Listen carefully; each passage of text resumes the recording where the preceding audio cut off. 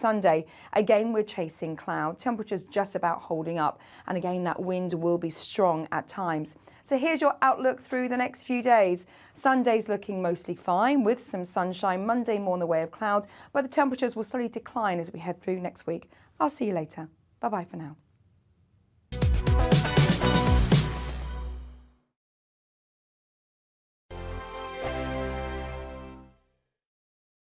Hello, I'm Michelle Dewbry, and you can join me every weekday 6 till 7 on Dubes and Kerr. Me and my panel will get stuck right into the day's events, and I can tell you, in fact, I can warn you, expect some robust debates, some strong opinions and perspectives from both sides of the fence. It's about you at home as well. I love to read out all of your comments, or at least as many as I can. So join me, Michelle Dewbry, Monday to Friday, 6 till 7 on Dubes and Kerr. On radio, they call it the drive time slot, 4 p.m. until 6 p.m. as listeners head home. It's that part of the schedule when the dust of the day's events begin to clarify, and we try to make sense of it for you. Brazier is drive time for radio and TV. It's fast, it's punchy, it's opinionated, there's a Brazier angle and a little bit of levity. That's the question. That's two questions, actually. That's Brazier, Monday to Thursday, 4 till 6 on GB News. Hello, I'm Patrick Christie's. And I'm Mercy Moroki. Make sure that you join us Monday to Thursday, 10 a.m. until midday, right here on GB News for To The Point. We're not afraid to talk about the topics that matter to you or the big topics that always matter. We cover absolutely everything, from the breaking political stories of the day to law and order, what's going on in the channel. We're not afraid to hold people to account. We always make sure we include your views on our show. Indeed, if you're thinking it, you can guarantee that we're saying it. So make sure you join the conversation with us, 10 a.m. until midday, Monday to Thursday for To The Point on GB News. I'm Dan Wootton. Join me Monday to Thursday from 9 to 11 for the feistiest and most fun news debate on TV, where free speech reigns. I'll bring you a sharp take on the day's biggest stories, bombshell newsmaker interviews, and A-list guests. And I guarantee you, no spin, no bias, no censorship, and no reason to go to bed. That's Dan Wootton tonight, Monday to Thursdays from 9 on GB News.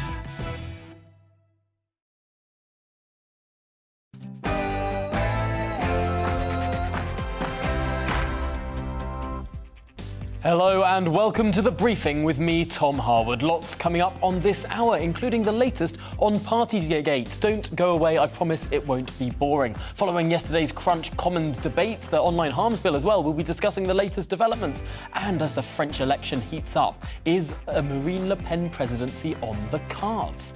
A recent report claims that ethnic minorities too are being unfairly targeted in stop and search operations. We'll discuss that.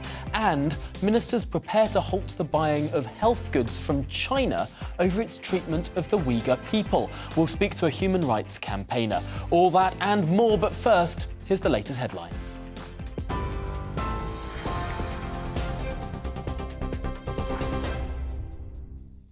Thanks, Tom. Good afternoon. It's 1 minute past 12. I'm Rhiannon Jones in the GB newsroom. Boris Johnson says he's sure he'll still be Prime Minister later this year. That's despite senior members of his own party saying Number 10 lacks leadership. Speaking in India, Mr Johnson added that the public want the government to get on and focus on other issues. However, Conservative MP Tobias Ellwood said there's an absence of discipline, focus and leadership in Downing Street. Last night, MPs ordered an investigation into whether the Prime Minister misled Parliament over COVID breaches. Shannon Secretary of State for Northern Ireland, Peter Kyle, told GB News the Partygate scandals revealed Mr Johnson's true self. Lost his authority because he couldn't even get his own MPs to support him yesterday. The police have fined him. He has a criminal sanction against him. What this whole Partygate debacle has exposed is Boris Johnson's character flaws.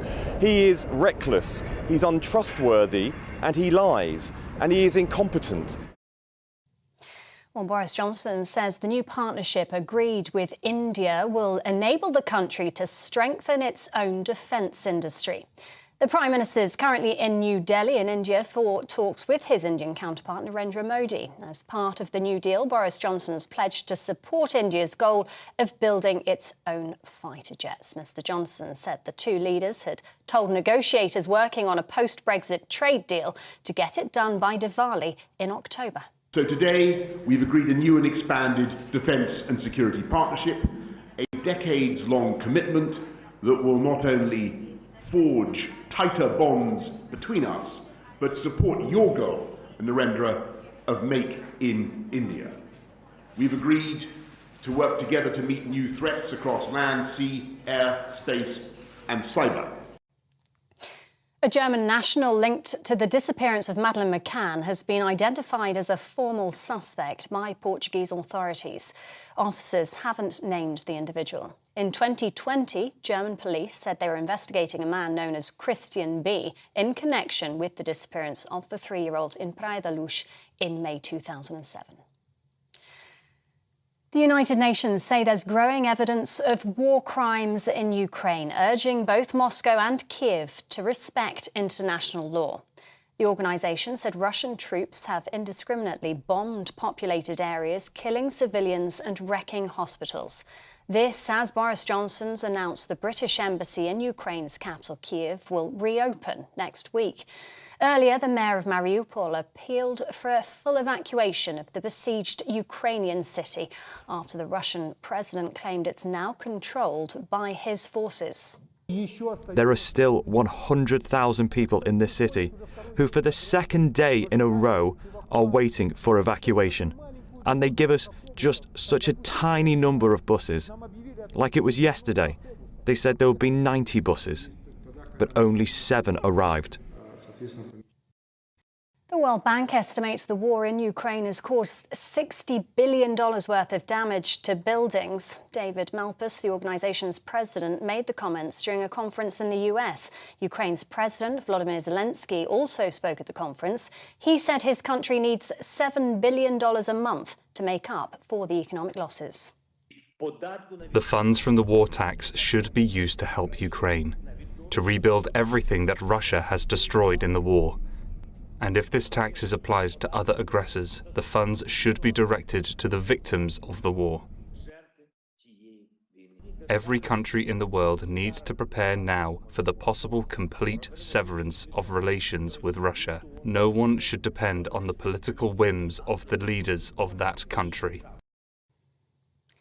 Well, over in France, Emmanuel Macron and Marine Le Pen are out on their last day of campaigning ahead of the presidential vote on Sunday. Let's speak to our reporter Paul Hawkins, who's in Paris for us. Paul, just how close, it seems very close, is this presidential race? Macron is in front, there's no doubt about it. The polls suggest that he has an average of a 10-point lead, but victory far from certain. The big question will be what Jean-Luc Mélenchon's supporters do. He was the first round, he came third in the first round, he's a far-left candidate. Whether his support swings behind Macron or not will be key in deciding where this race goes. It is the final day of campaigning, as you say, in Figeac in the south.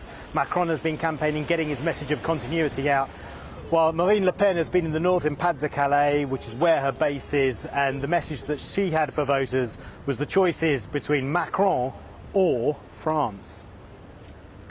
Well, thank you very much, Paul Hawkins there, and he'll be keeping us updated throughout the day on the bulletins. This is GB News. We'll bring you more as it happens. Now, though, let's return to the briefing with Tom Harwood.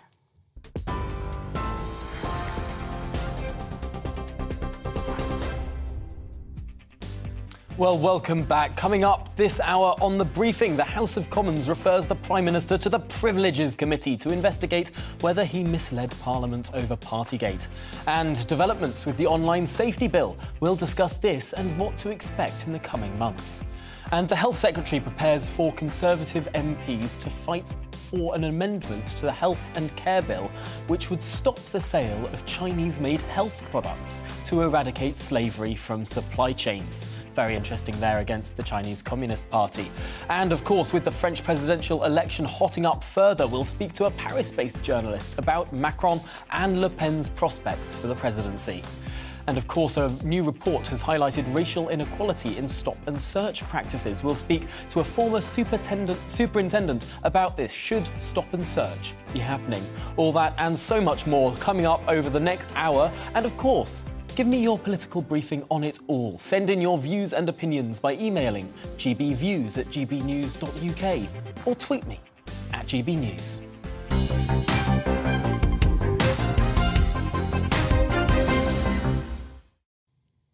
Well, of course, yesterday afternoon it was confirmed that the Prime Minister will now face a parliamentary investigation into whether he misled MPs deliberately when he denied lockdown rules were broken, in his opinion.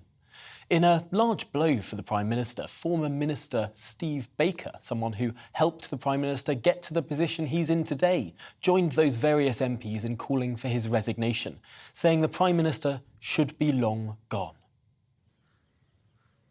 Now the news comes as Boris Johnson meets his Indian counterpart Narendra Modi in a trip aimed at progressing UK-India trade and boosting their partnership. When asked about developments at home, Mr Baker's call for him to quit, the Prime Minister said he understands people's feelings.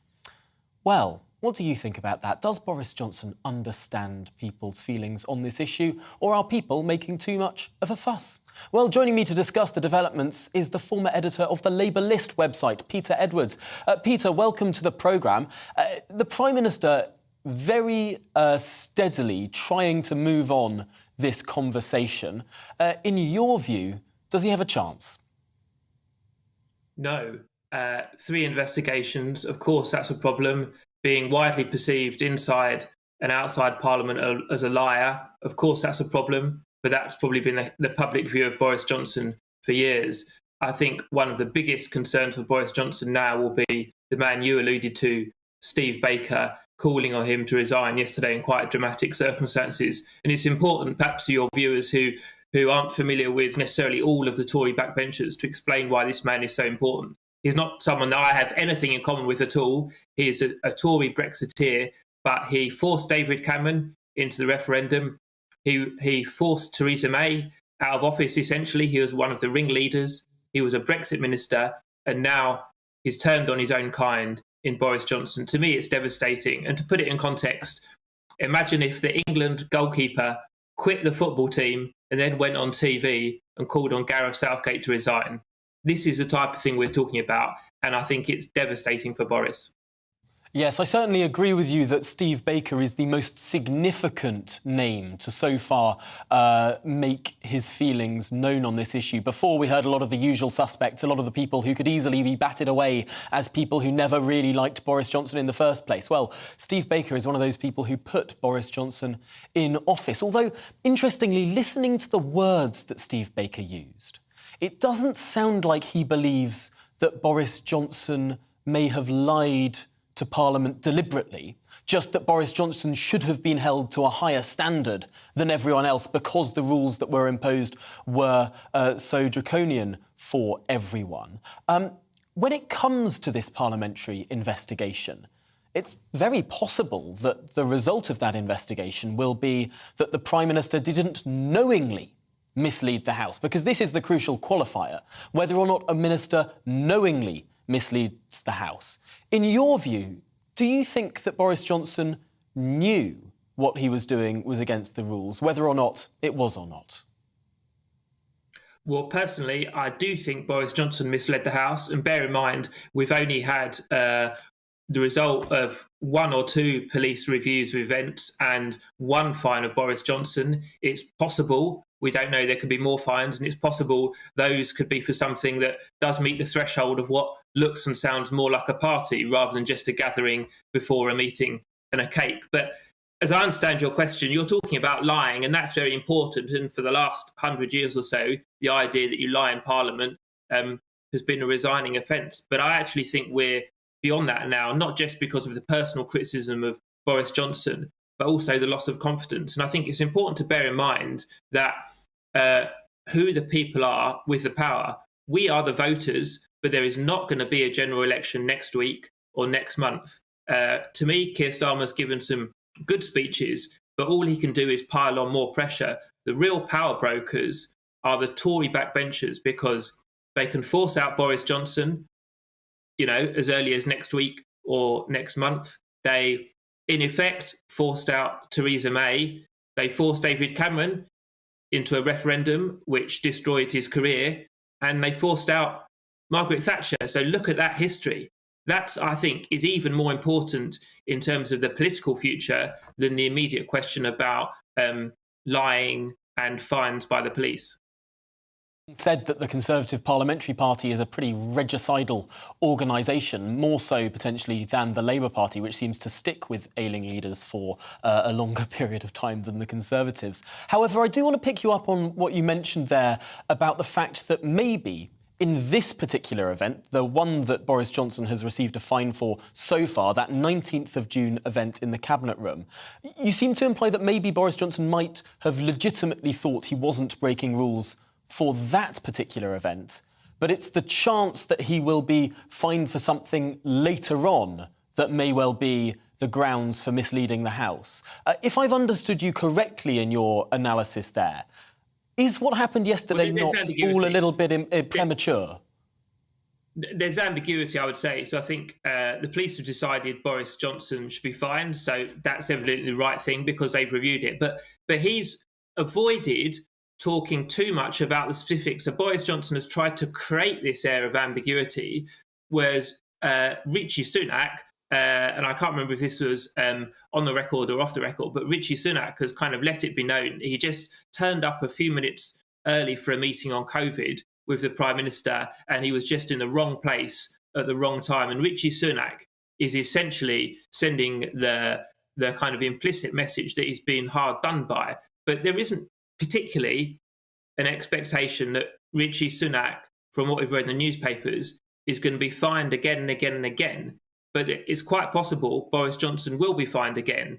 And it's quite possible that, to my mind, a breach is a breach, but it's quite possible there'll be for greater or more flagrant breaches. And David Gauke, the former cabinet minister, made this joke on Twitter about, does Boris just keep retweeting his apology each time he's fined? But that's the risk, because remember, there's one issue about law breaking, which is very important. Boris is the first prime minister to break the law in office. But there's also a point about public disgust and parliamentary disgust. And that's where the issue of how flagrant the breaches comes in. Remember, if you're a member of the public or an MP that said goodbye to a dying loved one over Zoom, then it's not just the technicalities of the breach, it's actually the moral content of what went on. And I think that is the powerful point, that no matter how much Boris Johnson tries to explain the particularities of any event or the other, the fact that people were in the room anyway for work and maybe a bottle of wine was opened after that meeting, was that reasonably necessary? Did other people do it? At what stage in the various levels of restriction was it? Was it a tier 1? Was it a tier 2? Was it the first bit of lockdown easing? Were people allowed to see dying relatives or not at the moment at which it happened? Almost none of that matters, because it's the impression that's given to so many people. I suppose we'll have to wait and see whether more of these fines do come about. But for now, Peter Edwards, thank you so much for talking us through that issue from the Labour perspective there. Really interesting. Well, let's get a loyalist perspective now, because I'm delighted to say that joining us is one of the most fervent defenders of the Prime Minister, the Conservative MP for Lichfield, Michael Fabricant, joins us down the line. Welcome to the programme, Michael. Are you listening to what Peter Edwards was saying there? From the Labour Party's perspective, the reason why this vote took place this week is just there's that overwhelming expectation that there'll be more fines down the road. Is that something that washes with you? Well, I mean, I agree with Peter that the optics are not good. I'm not so sure that he's admitted to a criminal offence, because actually getting a fixed penalty notice, and I know that in the great scheme of things, people won't be concerned with this, but actually getting a fixed penalty notice doesn't mean that you've committed an offence. What it does mean is that you do not choose to challenge something in court. I mean, the point of law is slightly obscure, but it's actually very, very clear on this. I think the problem is going to be if he gets a load more fines. There's two different issues, isn't there? First of all, did he deliberately mislead Parliament? I'll come back to that in a second. And what sort of offences, if they were offences, did he actually commit? I think people do have, and I think Peter did, have some sympathy with the fine that he's just got, the Cakegate thing, where he was in a meeting to do with COVID, then some people walked in with a cake. People had been working with closely anyway because it was his birthday. But the point, whether he misled Parliament, and it's very, very important that it's got to be emphasised that this is, did he deliberately mislead Parliament, is an interesting one, because any Prime Minister would have got advice from his civil servants. Now, those civil servants, some of those civil servants, attended parties, or whatever you want to call them, gatherings in number 10 Downing Street too. So it looks to me as if he was given advice that he was actually acting lawfully as long as it was at the place of work, as long as he didn't invite outsiders, and as long as he didn't go and visit people outside, because it was all about not spreading the disease. And don't forget that Boris Johnson's own mother died during lockdown. That I believe Boris Johnson's mother might have died a little bit after lockdown. Was it not in September or October of 2021? I'm going off the top of my head on that, so perhaps we should move on to the. But certainly no one is accusing the Prime Minister of seeing her during a lockdown, Yes. which I think is the or indeed nobody's accused comparison him yet, and indeed nobody's accused him yet of going out to events, going out to parties. It all seems to centre about what was happening in the workplace, and I think that the key point that the Committee of Privileges must get down to is determining what advice did he get from the senior civil servants. Because if he was told, you're not breaking any rules, for whatever reasons, because you're at the workplace, it's a bubble, whatever the reason, then it's perfectly reasonable to say that he didn't set out to deliberately mislead Parliament, because he kept saying, I've been given advice that I was not breaking the rules. And this is the tricky point, isn't it? So much of this comes down to what someone's interpretation of that phrase that is within all of those coronavirus rules, what is reasonably necessary for work purposes.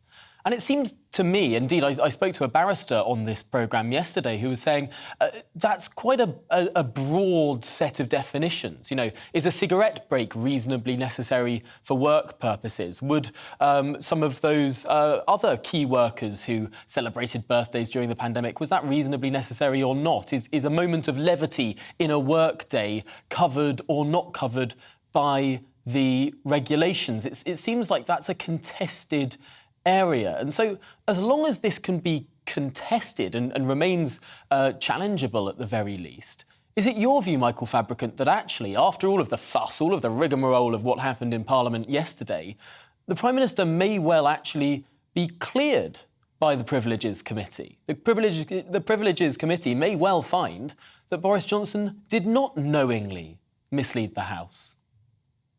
That's correct. I think it all depends as well. As I said, first of all, what advice did he get from the civil service? If I were on that Privileges Committee, that is precisely the question that I would ask. I would say, who gave you that advice? And then I would call that civil servant in to corroborate or not whether or not that advice was in fact given to the Prime Minister.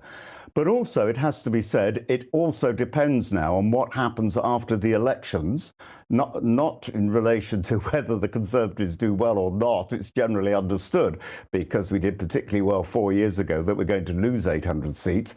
But because the Metropolitan Police have said they won't be issuing any more fines, always assuming that they're going to issue more fines, until after the local elections. Now, if Boris Johnson is given fines for other things, then we've got to look at each one of those in its own merits, because if it was obviously a party, then I think that's not such a good look at all, and not such a good position for Boris Johnson to be in. If, as you say, it was somebody or some people just having a break from hard work, then that's a different matter. But you know, the thing that irritates me personally and many other supporters of Boris is that on the big issues, he gets things right. He's not a details man. Nobody selected him because they thought he had a head for details. What they did select him for was that he gets the big picture. You know, we've now got Ukrainian soldiers here in the United Kingdom being trained on new vehicles that we're supplying the Ukraine. No other country in NATO is doing that. We got it right, as you well know, on vaccines. We got it right by getting out of the European Union and delivering Brexit. On the big calls, he does seem to get it right. And I sometimes despair. I think only in Britain could a Prime Minister fall over something like Partygate if that is what happens.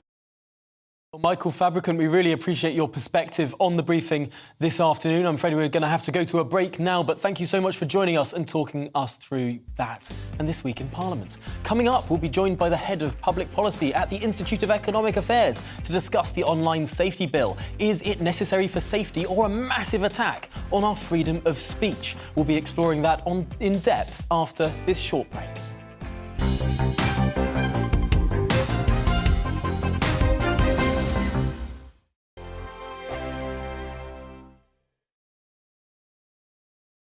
Hello, I'm Michelle Dewbry, and you can join me every weekday 6 till 7 on Jubes and Kerr. Me and my panel will get stuck right into the day's events, and I can tell you, in fact, I can warn you, expect some robust debates, some strong opinions and perspectives from both sides of the fence. It's about you at home as well. I love to read out all of your comments, or at least as many as I can. So join me, Michelle Dewbry, Monday to Friday, 6 till 7 on Jubes and Kerr. On radio, they call it the drive time slot, 4 p.m. until 6 p.m. as listeners head home. It's that part of the schedule when the dust of the day's events begin to clarify, and we try to make sense of it for you. Brazier is drive time for radio and TV. It's fast, it's punchy, it's opinionated, there's a Brazier angle and a little bit of levity. That's the question. That's two questions, actually. That's Brazier, Monday to Thursday, 4 till 6 on GB News. Hello, I'm Patrick Christie's. And I'm Mercy Moroki. Make sure that you join us Monday to Thursday, 10 a.m. until midday, right here on GB News for To The Point. We're not afraid to talk about the topics that matter to you or the big topics that always matter. We cover absolutely everything, from the breaking political stories of the day to law and order, what's going on in the channel. We're not afraid to hold people to account. We always make sure we include your views on our show. Indeed, if you're thinking it, you can guarantee that we're saying it. So make sure you join the conversation with us, 10 a.m. until midday, Monday to Thursday for To The Point on GB News. I'm Dan Wootton. Join me Monday to Thursday from 9 to 11 for the feistiest and most fun news debate on TV, where free speech reigns. I'll bring you a sharp take on the day's biggest stories, bombshell newsmaker interviews, and A-list guests. And I guarantee you, no spin, no bias, no censorship, and no reason to go to bed. That's Dan Wootton tonight, Monday to Thursdays from 9 on GB News.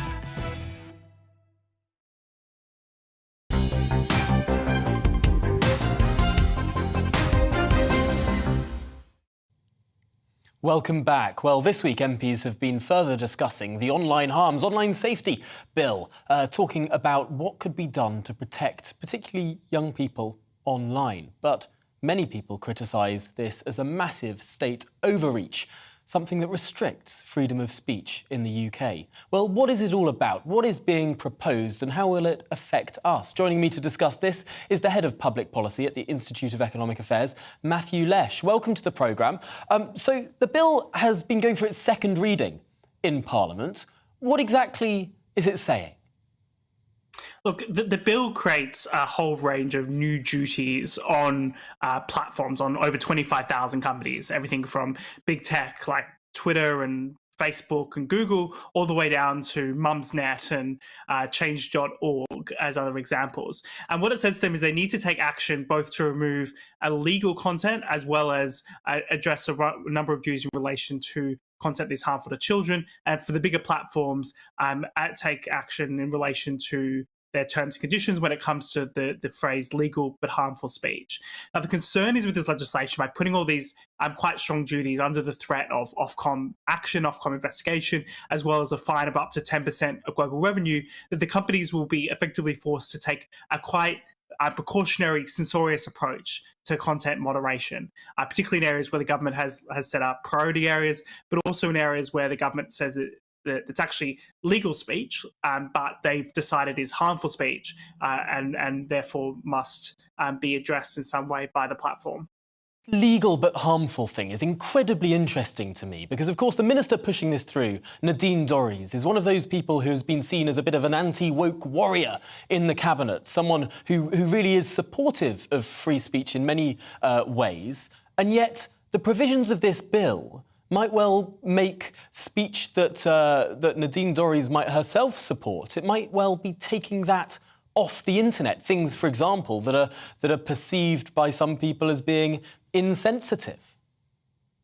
Look, I think that's completely right, Tom. The Nadine Dorries is someone who has claimed to be a free speech warrior, and the government claims to support free speech, particularly when it comes to issues around higher education. But at the same time, is creating a piece of legislation that, for just one example of another thing it does, is create a new communications offence that includes the idea of serious psychological harm, which then means that if you claim that somebody is seriously harming you on social media, psychologically, the impetus would be on that company to remove your content and therefore avoid the risk of penalty if they choose to host your content. So I think although the government has the best intentions with this, they do want to make the internet a safe place, they do want to stop harm towards children. The unintended consequences from this legislation are potentially overwhelming, extremely dangerous.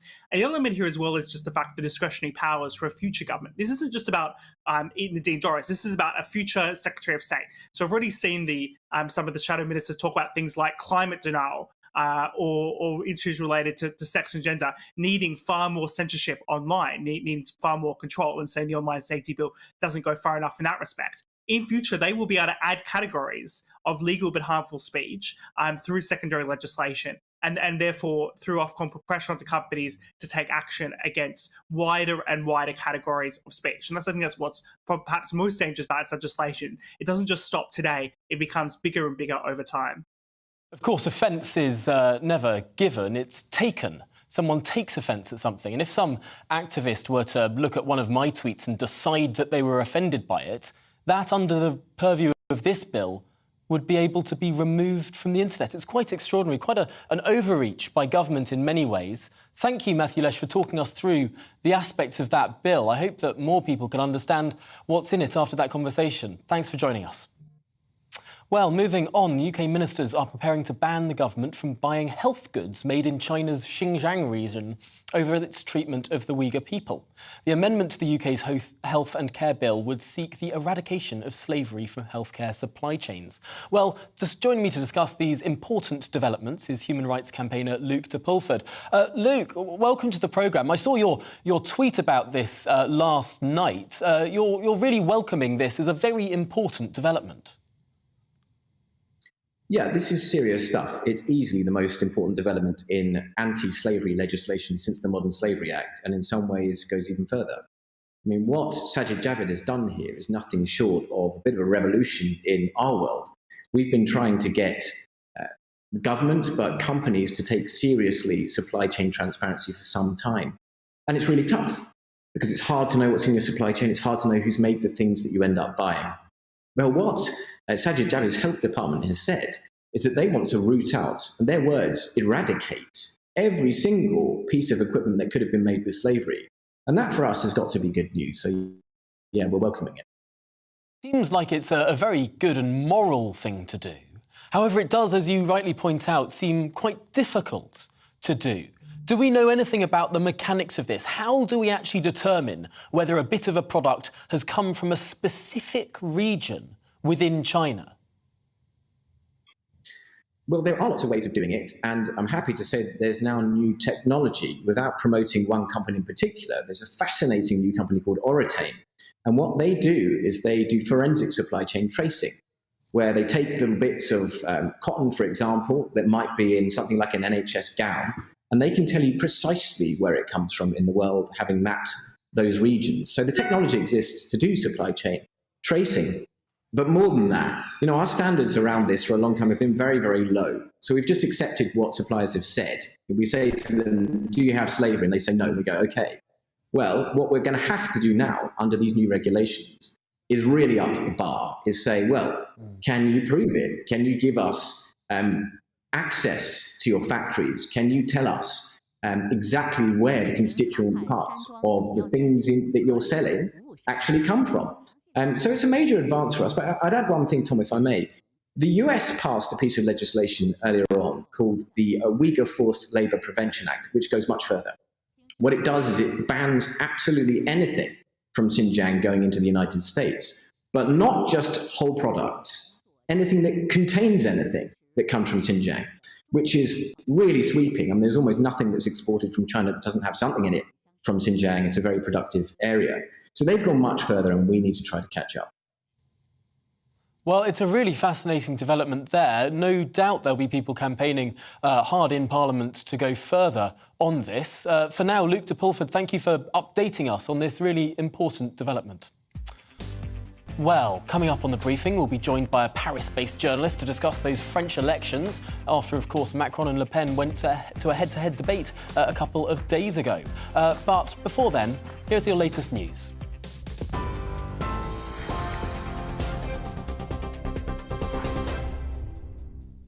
Thank you, Tom. 3:33. I'm Rhiannon Jones in the GB newsroom. Boris Johnson says he's sure he'll still be Prime Minister later this year. That's despite criticism from senior members of his own party. Speaking this morning, Mr Johnson said the public want the government to get on and focus on other issues. That, as Conservative MP Tobias Ellwood said, there's an absence of discipline, focus and leadership in Downing Street. Last night, MPs ordered an investigation into whether the Prime Minister misled Parliament over COVID breaches.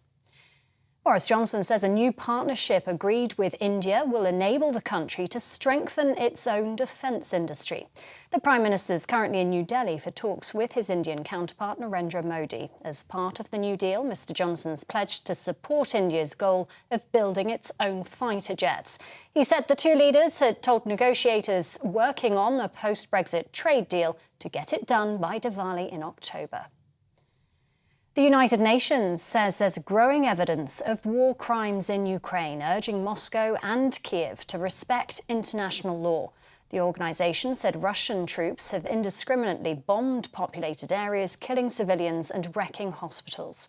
This as Boris Johnson announced the British embassy in Ukraine's capital, Kiev, will reopen next week. Earlier, the mayor of Mariupol appealed for a full evacuation of the besieged Ukrainian city after the Russian president claimed it's now controlled by his forces. A German national linked to the disappearance of Madeleine McCann has been identified as a formal suspect by Portuguese authorities. Officers haven't named the individual. In 2020, German police said they were investigating a man known as Christian B. in connection with the disappearance of the 3-year-old in Praia da Luz in May 2007. TV online and DAB Plus radio, this is GB News. It's back to the briefing with Tom Harwood in just a moment. Don't go anywhere.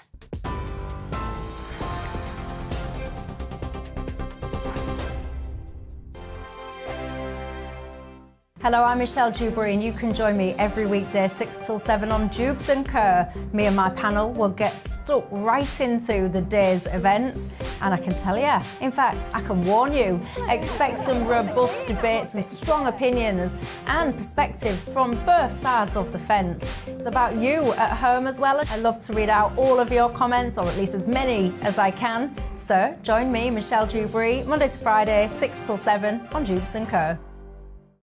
On radio, they call it the drive time slot, 4 p.m. until 6 p.m.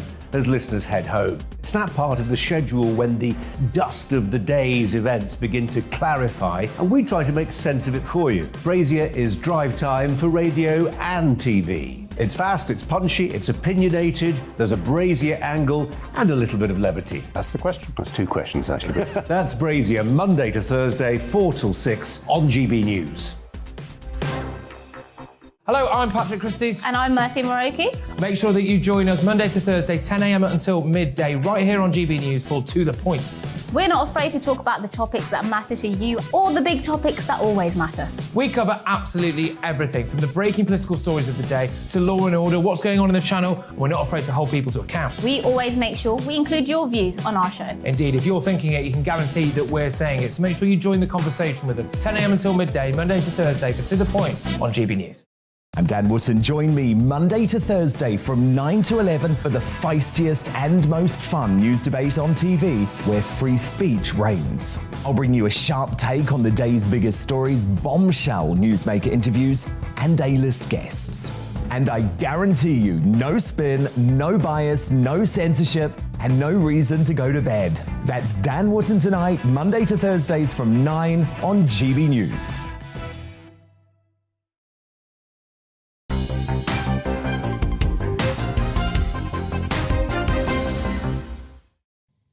Welcome back to the briefing this afternoon. Now, around 15.6 million viewers tuned in to watch Emmanuel Macron and Marine Le Pen go head-to-head in their only televised debate ahead of Sunday's second-round runoff French presidential election.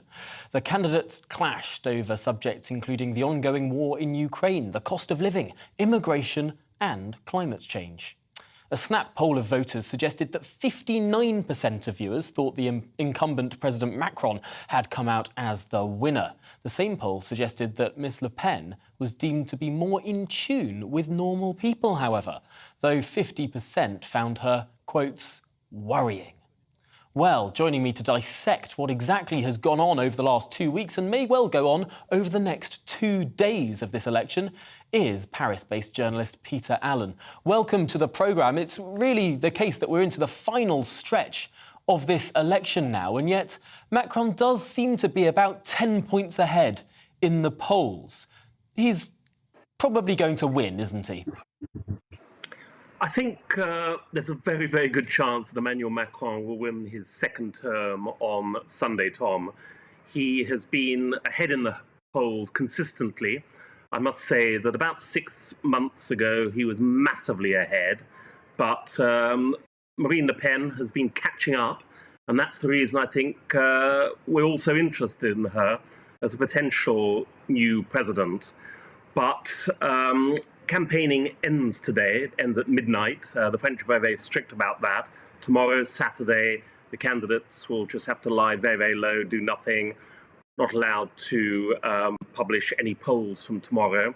And indeed, we're not allowed to make any too many predictions during the election on Sunday. But at 8 o'clock, Paris time, French time on Sunday, the exit poll result will be announced, and then we will know who the new president of France is.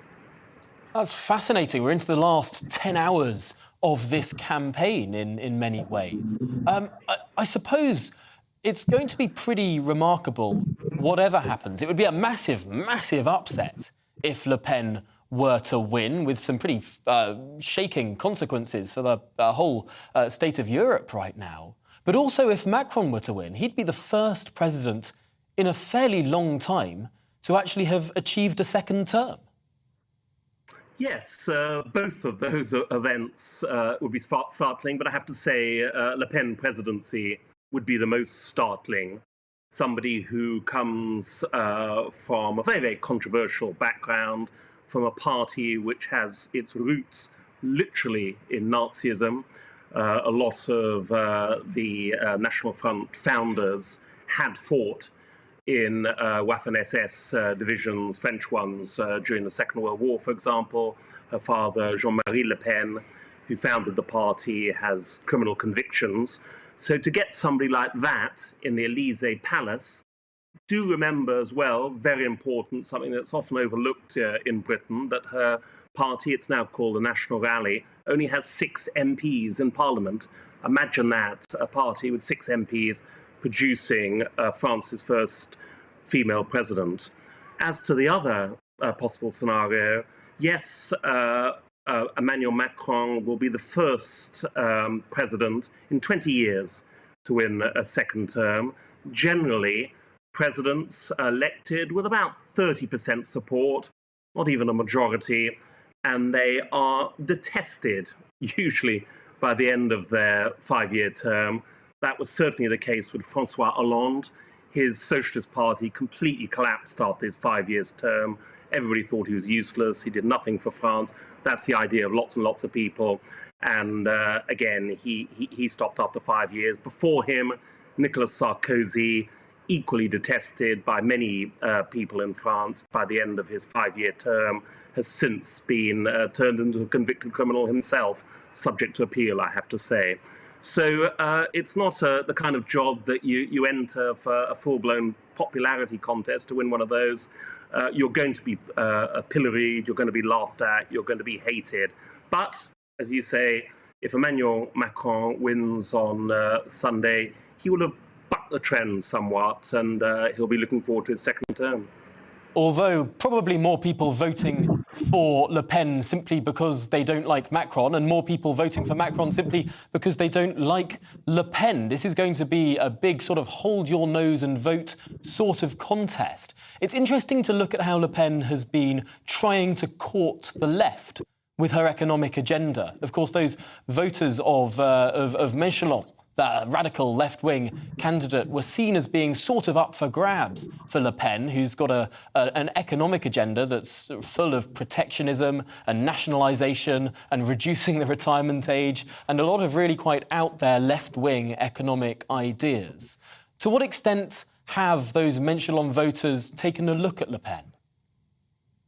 Well, I suspect, but we don't know, of course, that most of them will not vote for Le Pen, simply because her social policies, her stance towards ethnic minorities, towards religions in France, is so antipathetic towards those religions, towards those ethnic minorities, that people who consider themselves to be left-wing, of the hard left even, don't really want to be associated with those kind of ideas. But yes, you're absolutely right. Economically, the National Front, as was, the National Rally, as is, they have always pursued this highly protectionist agenda. They are anti-globalism. They're very parochial in their views, certainly in their economic views. They're a provincial party. They're not a party that does particularly well in the major cities like Paris, especially. They're a party with lots of local councillors. They tend to produce a few MEPs, but they're against Europe. They're against the European project. They were talking about Frexit for a long, long time, but that's been toned down now. What Marine Le Pen wants to do is attack the EU project from within. She wants to do the same with NATO. She wants to come out of the NATO command structure. So everything about her and her party is anti-globalism, is anti-working with other countries. And as you say, reducing France to a rather parochial nation that looks after its own. Again, let's look at all social policies have a huge economic side to them. And one of the things she wants to do socially is prevent foreigners having access to the social security system and the like, and to cut all those kind of benefits that foreigners might enjoy while they're put in, after they put in asylum claims or whatever, or simply living here for other reasons. So yes, very parochial agenda, and in that respect, quite similar to the left. It will be very, very interesting to see the breakdown in those votes after the fact. I suppose we don't have long to wait, although, as you say, it's overwhelmingly likely it would be an enormous upset. It would be predicted by virtually no one were she to actually win. Well, thank you so much for joining us to talk through exactly what's been going on in a very interesting presidential elections with lots of twists and turns over the last few months. Peter Allen, thanks for joining us. Well, now a watchdog has said that police need to end the overuse of stops and searches on black and ethnic minority Britons.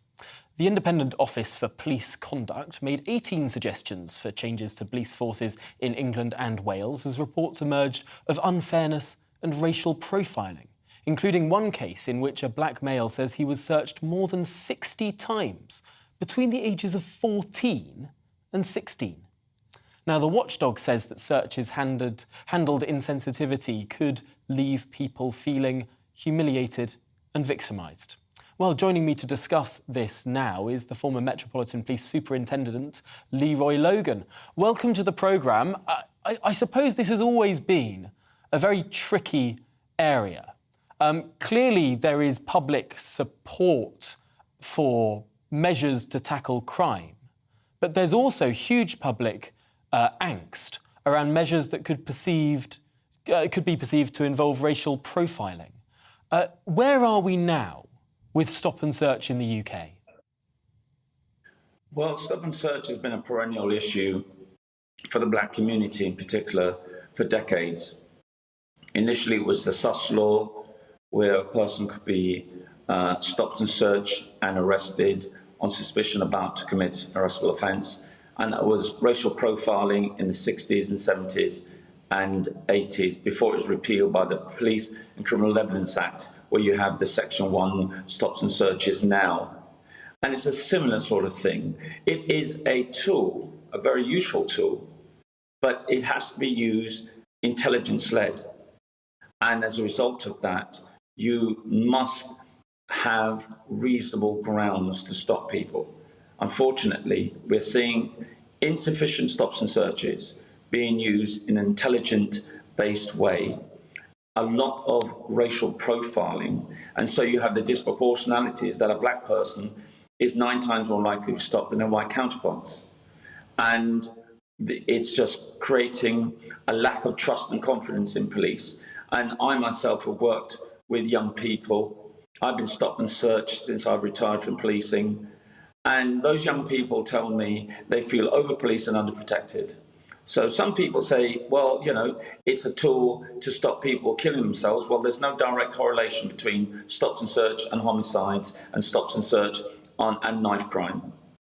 So that's the issue. Stops and search has to be used in a useful, intelligent way, working with the community to ensure you target the right sort of people. I wonder if there's a distinction that can be drawn between stops and searches on suspicion of non-violent offences, drugs and the like, versus stops and searches on suspicion of potential violent offences, knives and the like.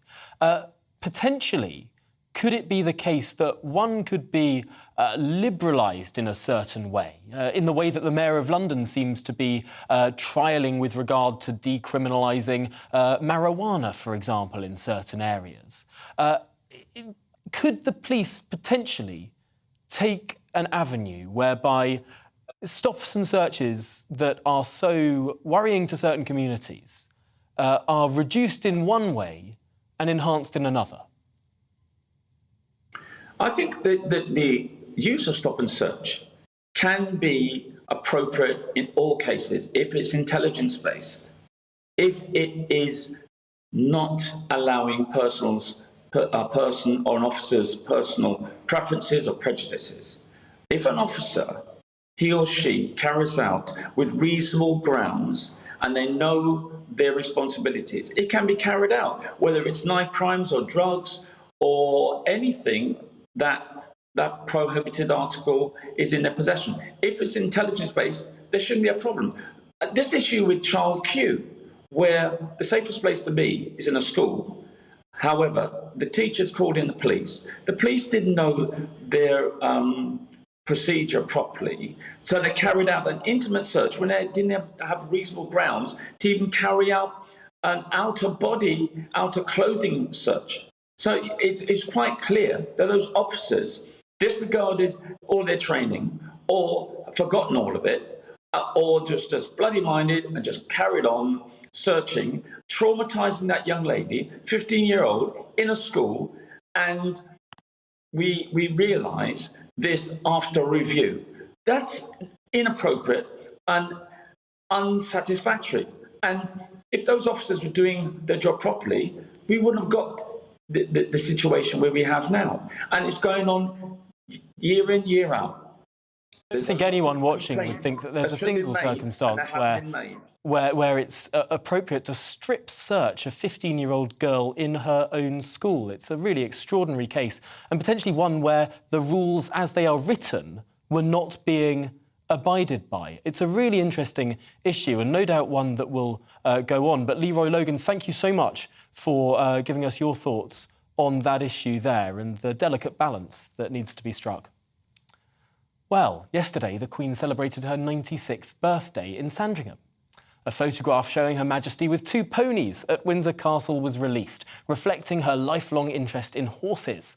Birthday wishes were sent from both Boris Johnson and Labour leader Sir Keir Starmer, with the Prime Minister paying tribute to the monarch's dedicated, flawless service. Well, joining me now to discuss how the day unfolded is the Democratic Unionist Party MP for North Antrim, Ian Paisley Jr. Welcome to the programme. First of all, Her Majesty has been on the throne for such a long time and carries such respect throughout the country. However, some of her children and some of her children's children carry less respect. How is the monarchy faring up? Well, first of all, can I congratulate GBNews for keep running this support for and promotion of and discussion about our monarchy. I must say our national broadcaster has so far failed to scarcely mention the amazing achievements of Her Majesty the Queen. 96 years of age, still going strong, a powerful example to everyone across the nation, whether it's young men, young women, old people. Her example is astonishing. I mean, 73 years of a successful marriage, her ability to reign over, 14 other realms, the fact that she is regarded so highly in the United Kingdom by all its citizens, that other nations look jealously at her and her reign. I think it is just an amazing achievement and something that we should never, ever take for granted. This has been a fairy tale princess that has become one of the world's most outstanding monarchs. And I must say it's a huge honour, I think, to have her as our queen. And we salute her, and she's regarded very highly across the community in Northern Ireland, and indeed even in the south of Ireland, where she doesn't reign, but where she is very highly regarded also. And I think that that's been her amazing adept touch and skill set. And I think that example is superb. I have a very strict rule. I just don't talk about other members of the royal family in any capacity in terms of anything that would be regarded as criticism. I think that's wrong. I think that that's also unfair because we just don't know all the story. And I take the view that if we can praise Her Majesty the Queen, we should do that. And we should look forward and encourage the other members of the royal family, like the rest of the citizenship, to live up to that wonderful example. I know in the last few weeks I've visited something like 16 or 17 schools across my own constituency, where we've been planting the Queen's green canopy of trees in those schools and leaving a lasting legacy that is both environmentally powerful and also a token of support and acknowledgement of Her Majesty the Queen. And it's the most remarkable reign, and the most wonderful thing to have seen that sense of unity that sometimes some other countries with elected heads of state don't often get, particularly in times of national crisis. I do want to, just before the end of the programme, though, Ian Paisley, ask you about elections that are coming up in Northern Ireland, of course. The prospect that, for the first time, a unionist party may well end up with the First Minister of Northern Ireland. What's your thoughts on the upcoming elections? Yes, look, we have an election, a very important election on the 5th of May. We've got to make sure that unionists come out and vote in this important election, that there's not apathy on the doorsteps. I don't sense that there is. I sense there is an occasion in people's minds that they know they have to vote. They don't want to see a nationalist majority. They want to make sure that Northern Ireland remains part of the Union, that it has strong unionist representation. And that is totally in the hands of the people. And we've got to trust the people and hope that they come out. But a worry there over potential lack of turnout. Really interesting stuff. Well, Ian Paisley, thanks for joining me. I'm afraid we've reached the end of the programme. You've been watching The Briefing with me, Tom Harwood. The show's every weekday at 12 p.m. and I'm also in the morning at 9:30. Up next, it's Liam Halligan, but for now, I'll leave you with your weather forecast. Hello there. Welcome to your weather update from the Met Office. I'm Claire Nazir. Now, into the weekend, a few showers still lurking around. We are chasing cloud, but there will be some sunshine. And also a brisk wind pretty much sets the scene for the next few days and into the early part of next week. And the reason why we're stuck in a pattern with low pressure across Iberia, high pressure extends across Iceland. And you can see here lots of isobars on that chart, bringing in that cool breeze from a cool North Sea. The winds will be gusty over the higher ground. But a pleasant evening for many on Friday evening. Some sunshine to end the day, still a gusty wind, and overnight that cloud rolls in yet again from the North Sea, certainly for the eastern side of England, southeast Scotland, and the far north of Scotland, seeing that low and misty cloud. And 1 or 2 showers lurking around, but most places will have a dry night. Temperatures holding up as well because of that wind. So through Saturday morning, we watch as the